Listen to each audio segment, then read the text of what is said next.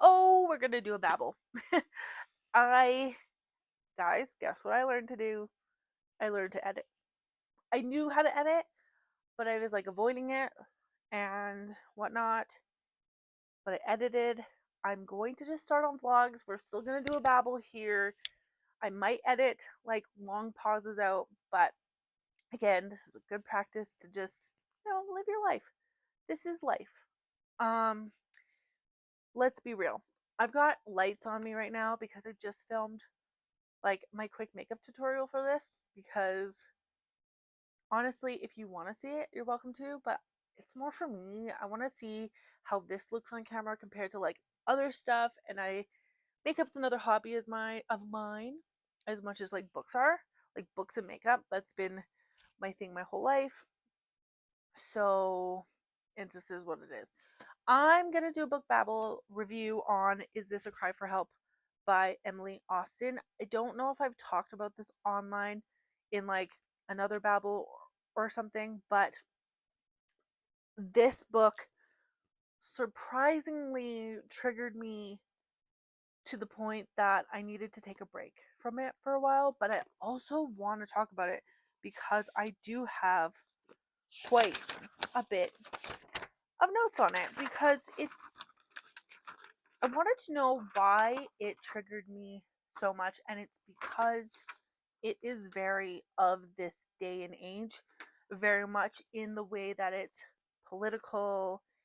In I like it is not necessarily a political book, but it just mirrors what's happening in my province and in parts of the world. So it is. Let's get into it, okay? There's a girl named Darcy. We're gonna keep that in. It's a babble, but we gotta be quick. Um, yeah, it's about this girl named Darcy. She is a librarian. She's in her 30s. She's married to a wonderful woman, and it's basically she dated a boy. She dated a boy. She dated a man, and she was on the internet at work one day, and she came across his obituary, and she goes through this very interesting grief with the knowledge of his death, and that opens the door for certain things. Now my notes say that she's a librarian. um it's like how she feels during therapy and the little battles she has over the time of the book. There was a surprising insight to how women are groomed or taught to be in relationships, and her reflection of how she was with this boyfriend compared to how she is with her wife. And I, as a single woman who have dated who has dated, like, it's relatable how you change yourself for certain people and you have these certain expectations or you don't have it certain expectations. I feel like this woman in this book was found her soulmate in her wife. And there is the concern about sexuality and who you're attracted to in that. But I always like take different stories, and it's very important to have queer stories and queer relationships and perspectives out there. Absolutely.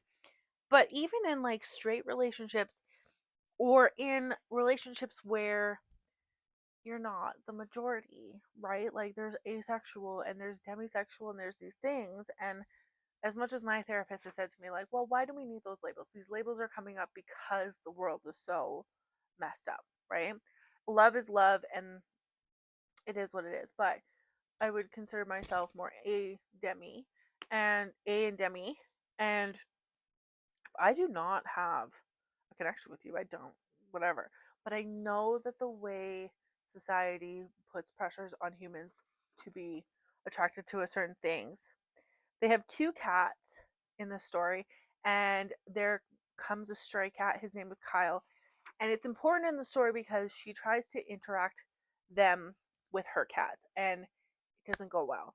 While her wife is then out with her sister, who is, well, she's a bookbinder, and she goes and visits her sister who has a newborn, and there she is dealing with that while Darcy is stuck at home dealing with this issue at her library, where there is a gentleman who is looking up something inappropriate at the library. Somebody sees it, complains to the person, and the policies of the library say, "Oh, there's nothing they can do. Like, there's not actually something he's doing that's wrong."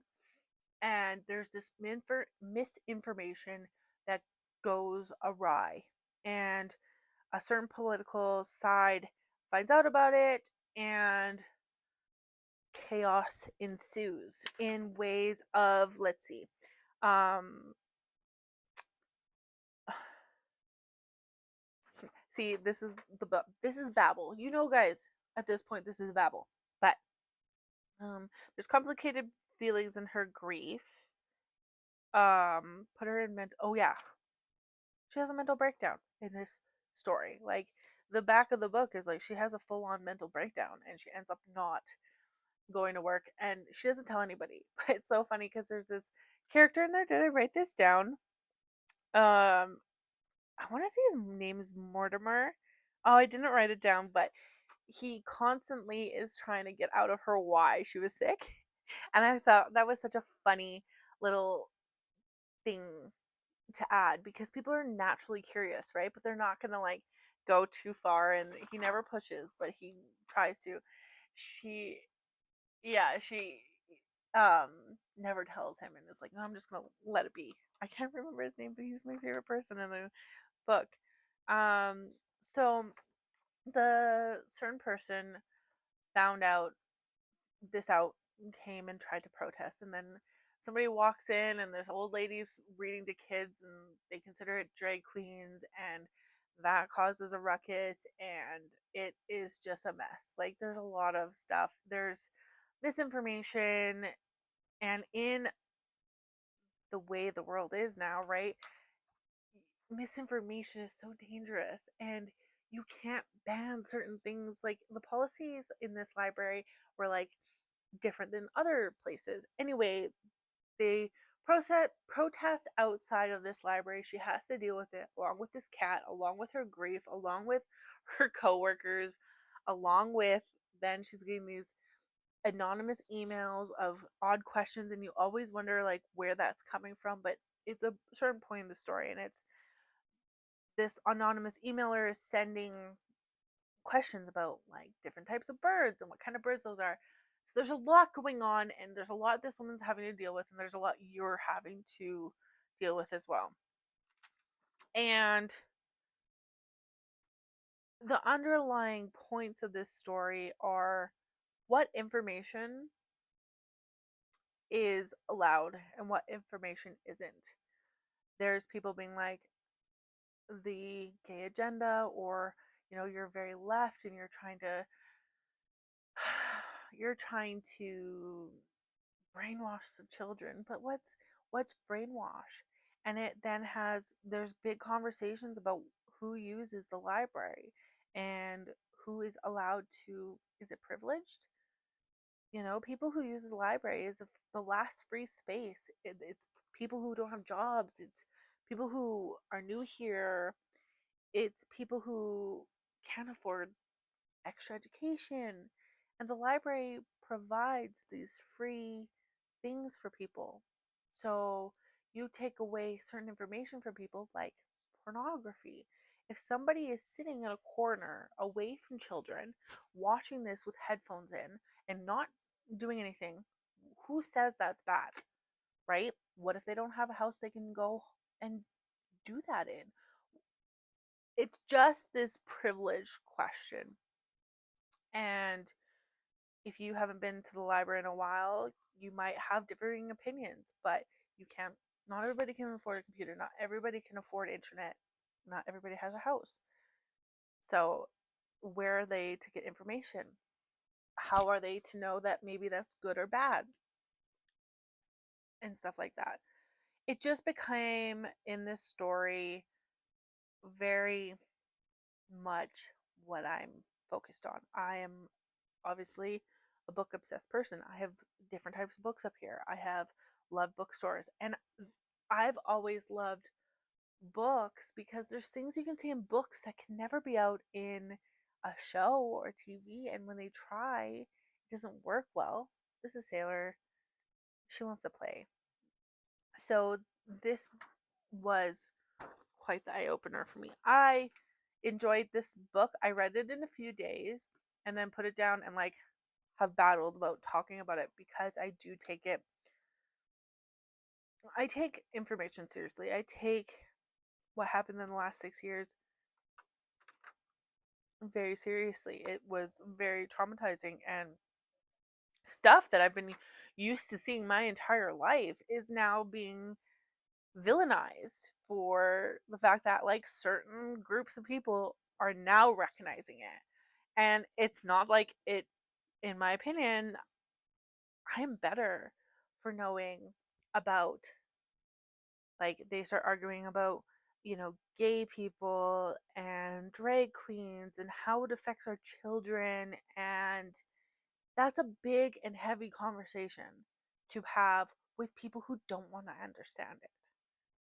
If you are a creative, open person, this stuff isn't a bother, like, it's so funny in the story. It was, they're like, you have drag queens reading to our children, and it wasn't even a drag queen, it was an old lady. And we all know older women do not know how to do their makeup properly. Me. I'm just kidding. But like, and it was just, they saw something, they took it, and they were like, no, let's make this a big deal. And I just found that really um similar to what's happening now. Anyway, I have big thoughts on it, very much so. And our protagonist, is that what our main character is called? She tries to come up with these ideas to like have connections with other humans, and she comes up with a human library where people go around and they sit and they like take out, like, oh well, take out of a plumber and a librarian and like have a conversation with different people. She ends up having a conversation with somebody, and she understands that there is no meeting in the middle. They just are meant to misunderstand each other, and that's the only thing they agree on. There's difference of opinions, and that's what they agree on. And that was beautiful. I feel like that really related to like the cat Kyle, and how they just could not get Kyle to interact with their cats properly. He just didn't get along with them. And sometimes understanding that people can't get along or aren't going to understand, or it's better to be separate, sometimes that's all we can do. And so they eventually, I do believe they find a different place for Kyle, and I do believe that like that was such a beautiful message. There is another really big twist and turn. I think that's what triggers me too. I don't want to like talk about it because it spoils, but it kind of makes me sad. And I, it was just, it's never fully understood, or it's never like,